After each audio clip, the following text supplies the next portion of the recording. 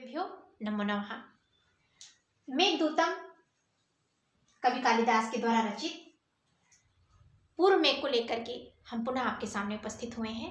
जैसा कि आगे आप देख रहे हैं, यक्ष एक यचेतन प्राणी अर्थात मेघ से कहता है कि आप मेरे संदेश को लेकर मेरे प्रिया तक जाइए और मेरे संदेश को बताइए। उस यक्ष की कथा भी आप जानते हैं, जो 1 वर्ष के लिए अपने स्वामी कुबेर के द्वारा शापित है और उसे अपनी प्रिया से वियोक्त रहना है।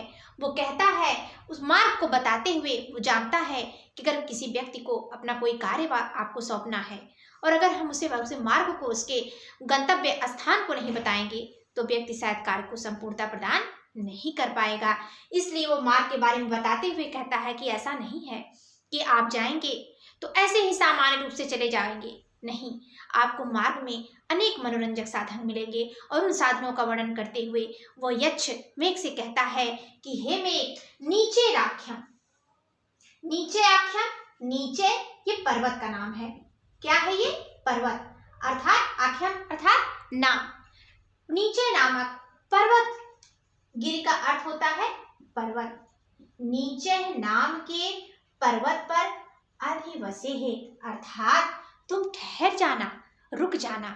जब तुम जाओगे तो थक जाओगे, तो अपनी थकावट को दूर करने के लिए क्या करना, तुम नीचे नामक पर्वत पर जा करके थकावट को दूर करना, वहां निवास करना। तत्र कहां पर? वहां किसका विशेषण है? ये नीचे पर्वत का विशेषण है। उस नीचे नामक पर्वत पर जब तुम जाना तो विश्राम हेतु, कार्य भी है और विश्राम करना ये कार्य हो गया। और किस कार्य के लिए? हेतु क्या दे रहे हैं यहाँ पर कि थकावट के कारण। तो कार्य और कारण दोनों हो रहा है, तो काव्यलिंग अलंकार भी है। वो कहते हैं कि जब वहां तुम जाना तो अपने विश्राम के लिए, थकावट को दूर करने के लिए थोड़ी देर ठहर जाना। और त्वत् संपर्कात्, तुम्हारे संपर्क से, ग्रीष्म का मौसम है, ग्रीष्म ऋतु है और उसके बाद वर्षा कालीन ऋतु आने पर कहीं ना कहीं मनुष्य का जो मन है वो पुलकित हो जाता है। तो वो कहते हैं कि हे मेघ, त्वत् संपर्कात्, तुम्हारे संपर्क से, अर्थात मेघ जब तुम बादल बनकर के, हे मेघ जब तुम वहां छा जाओगे, तुम्हारे संपर्क से पुलकितमिव, पुलकित हुए के समान मानो। यहाँ उत्प्रेक्षा अलंकार की भावना की गई है। पुलकित हुए के समान और प्रौढ़ पुष्प है, खिले हुए कदम्ब, पूर्ण रूप से खिले हुए कदम्ब पुष्पे, कदम्ब के पुष्पों से भरी हुई। यह जो किसका विशेषण है? ये नीचे नामक पर्वत का। नीचे नाम पर्वत की विशेषता बताई जा रही है ना, कि जो नीचे नाम का पर्वत कैसे है? यह जो नीचे नाम का पर्वत पढ़े स्त्री रति पर मलोदगर, अर्थात पढ़े माने खरीदना, खरीदी हुई, यानी कि गणिकाओं के रति परिमल उद्गर भी है नागणा नाम, अर्थात रति परिमल, रति क्रीड़ा से निकले हुए सुगंध से उद्गर भी नागर नाम, नगरवासी लोगों के द्वारा निकले हुए या उनके उच्छ्वासों से निकली हुई जो गंध है, उद्दमानी, उत्कट रूप से, अत्यंत उत्कृष्ट रूप में, प्रथयति, प्रकट करता है, शिलावेशम भी, अर्थात वो शिलावेशम, शिलावेश का अर्थ होता है गुफा। उसकी जो गुफाएं हैं, किसकी गुफा? नीचे नाम के पर्वत की जो गुफा है, यमनानी, उनके यमन को, उद्दमानी, उत्कट रूप से, प्रथयति, क्या करता है?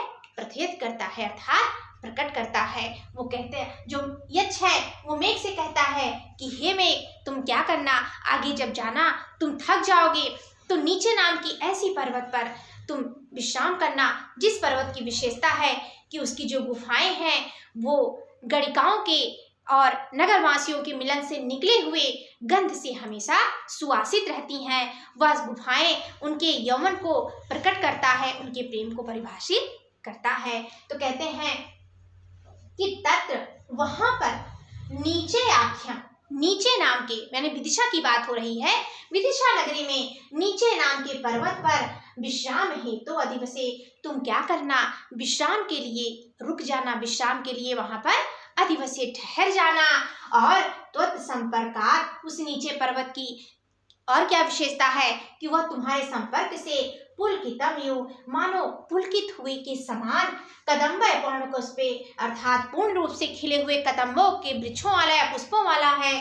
साथ ही शिलावेशमभि यह अर्थात जिस नीचे नाम के पर्वत की शिलावेशमभि जो गुफाएं हैं वो पड़ स्त्री रति पर मिला है, अर्थात वो खरीदी हुई स्त्रियों के या गणिकाओं के रति परिमल उद्गार भी नागराणाम अर्थात रति परिमल उद्गार भी रति क्रीड़ा से निकली हुई सुगंध से सुगंधित हुए नागराणाम यवनानी नगरवासियों के यौवन को उद्दमानानि अर्थात उत्कट रूप से उत्कृष्ट रूप से प्रथयति क्या करता है, प्रकट करता है। उस पर्वत की यह विशेषता है कि वह नगरवासी और गणिकाओं के उत्कृष्ट यौवन को प्रकट करता है। पुनः वो आके कहता है मैं यक्षमेघ से, यहाँ पर इसी श्लोक से आप ध्यान देंगे कि उज्जैनी कालिदास को लोग कहते हैं, अधिकांश लोग स्वीकार करते हैं, जैसा कि मैंने पहले भी बताया था कि हमारे यहाँ हमारे ग्रंथकारों की ये विशेषता रही है कि वो कभी भी अपने नाम को, अपने विचारधाराओं को, या कहने का तात्पर्य है कि अपने बारे में कुछ भी लिखने से डरते थे। उन्हें लगता था कि अहंकार की प्रवृत्ति ना हो, तो इसलिए हम कालिदास के बारे में भी नहीं जानते हैं कि वह कहाँ के निवासी थे और कहाँ के रहने वाले थे, उनका देश कौन सा था। तो यहाँ पर आप ध्यान देंगे कि हमारी जो जन्मभूमि होती है वो हमेशा हमें प्रिय होती है। तो कहने का तात्पर्य है कि यहाँ भी इस श्लोक के माध्यम से सिर्फ वक्र पंथा को हम अगर ध्यान में रखेंगे तो हमें ये लगेगा कि व्यक्ति वहां जाना चाहता है जहां से वो हृदय से जुड़ा हुआ होता है। तो हृदय से व्यक्ति कहाँ जुड़ा हुआ होगा, जहां वो जन्म लेता होगा। कर्मभूमि तो अलग चीज है, लेकिन जन्मभूमि भी बड़ा महत्व रखती है। तो वो कहता है कि तुम उत्तर की तरफ जाना, कुबेर की नगरी अलका को जाना, लेकिन मेरी थोड़ी सी विनती है कि तुम थोड़ा सा मुड़ जाना। और मुड़ेगा क्यों? क्योंकि कालिदास जी को लगाव था कहां से, उज्जैनी नगरी से। और ये श्लोक प्रकट कर देता है कि निसंदेह उज्जैनी के ही निवासी थे। कौन? कवि कालिदास, क्योंकि अवंती प्रदेश की राजधानी ही है उज्जैनी। तो यहां कहने का तात्पर्य है कि वक्र पंथा यद्यपि तुम्हारा जो पंथ है, तुम्हारा जो मार्ग है वो वक्र, वक्र का अर्थ होता है तिरछा, थोड़ा टेढ़ा हो जाएगा। प्रस्थितो प्रस्थान करते समय कहाँ? उत्तरासाम, उत्तर की तरफ। उत्तर की तरफ जब तुम प्रस्थान करोगे तो हो सकता है कि तुम्हारा मार्ग क्या हो जाए? वक्र, थोड़ा तिरछा हो जाए, टेढ़ा हो जाए। लेकिन सौधोत संग, सौध का अर्थ होता है सफेद, जिसकी दीवारें सफेद रंग के चूने से पुती हुई हों, श्वेत, चमकीला। तो सौधोत संग प्रणय विमुखा, ऊंची अट्टालिकाओं से, सफेद पुती हुई अट्टालिकाओं से के प्रणय विमुखा, ऐसे प्रणय यानी कि प्रेम के वचनों से या प्रेम से भरे हुए लोगों से विमुख होकर के माँ अस्म, मत होना। ये नकारात्मक नेगेटिव अर्थ में आया है, माँ अस्म, मत होना। भूर उज्जैनिया, किसके द्वारा? उज्जैनी से। अर्थात भले ही जब तुम उत्तर की तरफ जाओ तो तुम्हारा मार्ग थोड़ा टेढ़ा हो जाए, फिर भी तुम ऊंची अट्टालिकाओं से युक्त उस उज्जैनी नगरी से विमुख मत होना। क्यों नहीं होना? फिर यहाँ हम कह सकते हैं कि काबिलिंग अलंकार है विद्युत दाम स्फुरित, जहाँ विद्युत, विद्युत का अर्थ होता है बिजली, चमकती हुई बिजलियों के द्वारा चकित नेत्रों वाले वहां तत्र, किसकी विशेषता है ये? उज्जैनी की। वहां उज्जैनी में पौरंगना नाम अर्थात जो नगरवासी कन्याएं हैं, नगरवासी जो स्त्रियां हैं, लोला पांगैर यदि, अर्थात यदि तुमने लोला पांगैर अनेक नेत्रों के जो उनके हाव भाव हैं, जो उनकी कहने का तात्पर्य है उनके जो विलास हैं, यदि उसको नारम से उसमें तुमने रमण नहीं किया तो लोचनाएं वंचितो अस्मि, अर्थात उनके लोचनों में, कैसे लोचना में? लीला पांगो यदि तुमने उनके हाव भाव जो विलास है, उनके नेत्रों के जो कटाक्ष हैं, उनमें तुमने रमण नहीं किया तो वंचितो असि, निसंदेह तुम ठगे गए हो, अर्थात तुमने जीवन के रस का आनंद नहीं लिया है। आप ध्यान देंगे कुबेर की राजधानी अलकापुरी को वो जा रहा है और यक्ष को जल्दी भी है, शीघ्रता भी है कि वो अपनी प्रिया तक अपने संदेश को पहुंचा दे। लेकिन फिर भी क्या है यहाँ पर? ऐसा नहीं है कि वो कह रहा है कि नहीं तुम सीधे चले जाना, वो फिर भी कहता है।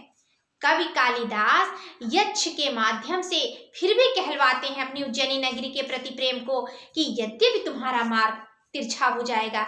लेकिन मेरी तुमसे विनती है कि तुम उस उज्जैनी नगर में जरूर जाना।